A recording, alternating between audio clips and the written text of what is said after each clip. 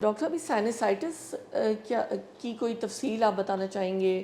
اور یہ بھی کافی پریویلنٹ ہے سوسائٹی میں، ایکیوٹ سائنسائٹس، کرونک سائنسائٹس، تو اس کا علاج کیا ہے اور کیا یہ ٹھیک بھی ہوتا ہے یا نہیں؟ ہوتا یہ ہے کہ جو آپ کی سائنوسائٹس ہے جس کا آپ نے پوچھا ہے، اٹس اے اسپیکٹرم ایکچولی. مطلب کہ اسپیکٹرم سے مراد ہے کہ یہ گروپ آف ڈیزیز جو کہ جڑے ہوئے ہیں ایک دوسرے کے ساتھ، کہ یہ شروع ہوتا ہے الرجک رینائٹس سے. جی ہاں. مطلب کہ ایک ایسی ناک کی انفلیمیشن یا سوزش سے کہ جو کہ آپ کو انوائرمنٹ کی چینج سے آ جاتی ہے یا کہ تھرمل چینج سے آ جاتی ہے، مطلب کہ گرم سرد ہونے سے آ جاتی ہے یا ایموشنل چینج سے آ جاتی ہے. جینیٹک ریزن بھی وہ ہو سکتی ہیں، جی جی. اس کے اوپر میری کو بہت زیادہ ریسرچ نہیں ہے. تو یہ پھر جب آپ اس کو مینیج نہیں کرتے ہیں یا کہ اس فیکٹر کو ختم نہیں کرتے ہیں اپنی باڈی سے جو اس کو اگنیٹ کر رہا ہے، تو یہ it converts into acute sinusitis. Acute then sub acute میں، دین کرونک میں، پھر کرونک کی کمپلیکیشنز میں. تو ایکیوٹ سائنوسائٹس ایسا ہے کہ جو صرف ناک تک محدود نہیں ہے، سائنسز میں بھی آ گئی ہے ڈیزیز. ناک کے ساتھ اللہ نے جڑے ہوئے سائنسز کے پیئر رکھے ہیں، میگزیلری، فرنٹل، ایتھموئڈل اینڈ سفینوئڈل. یہ 4 پیئرز ہیں، دونوں سائڈس پہ ہوتے ہیں. ایتھموئڈز ملٹیپل مزید چھوٹے چھوٹے سائنسز میں چینج ہوتا ہے. تو ناک کے ساتھ یہ کیوٹیز جڑی ہوتی ہیں، یہ ہوا والی کھوکھلی جو کیوٹیز ہیں ناک میں کھلتی ہیں.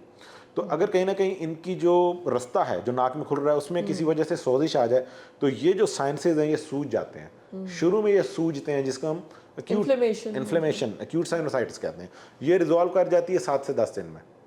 اور اگر یہ 3 ہفتے سے آگے چلی جائے تو دین ہم اس کو سب ایکیوٹ کہہ دیتے ہیں. لائک 21 دن تک بھی اگر یہ ٹھیک نہیں ہوتی ہے تو doctor most of the time پہلے سمپل اسے اینٹی بایوٹک سے ٹھیک کرتا ہے، پھر تھوڑی سی ایکسٹینڈیڈ یوز کرتا ہے، سم ٹائم آئی ویز لگواتا ہے، تو یہ 3 ہفتے کے اندر ٹھیک ہو جاتی ہے یا کہ کوئی کلچر کروا لیتا ہے. اور اگر یہ 3 ہفتے سے آگے چلی جاتی ہے تو ہمیں اندازہ ہو جاتا ہے کہ یہ سب ایکیوٹ میں آ گیا. تو یا تو پیشنٹ کی اپنی قوت مدافعت نہیں اچھی، یا کہ جو ویرولنس ہے وہ جو بیکٹیریا ہے یا کہ جو بھی کازیٹیو ایجنٹ ہے اس کی تیز ہے یا زیادہ ہے.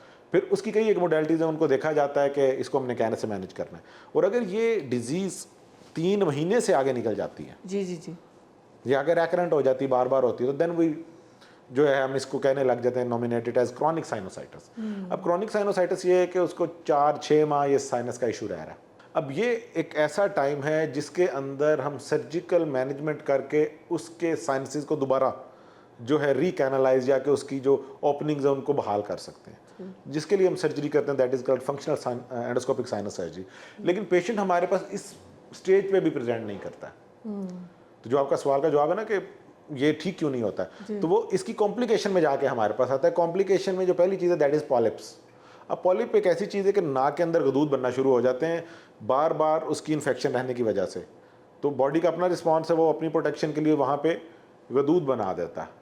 تو وہ غدود پھر آنکھوں کی طرف بھی کھنچاؤ، اوپر بھی کھنچاؤ، ناک میں بھی کھنچاؤ، بعد کا ریشہ جم جاتا ہے. اب ان کو جب ہم ریموو کرتے ہیں تو ملٹیپل ٹائم یہ ہمیں بار بار ریموو کرنے پڑتے ہیں. تو دیٹس وائی لوگ کہتے ہیں کہ جی سائنس کا علاج نہیں ہے، کیونکہ وہ آتے ہی ایکچولی اس سٹیج پہ ہمارے پاس ہیں جس ٹائم پہ واقعی پھر انہیں ہم گائیڈ کرتے ہیں کہ یہ اب آپ کے ساتھ رہے گا. سم ٹائم اس کے اوپر فنگس لگ جاتا ہے جسے ملی کہتے ہیں، ٹھیک ہے نا. سم ٹائمز یہ خدا نخواستہ اگریسو فارم میں آ جاتے ہیں، بلیڈنگ ٹیومر کی طرح آ جاتے ہیں. تو پھر ایک لمبا کام شروع ہو جاتا ہے اور اس کی پھر اپنی کمپلیکیشنز ہیں.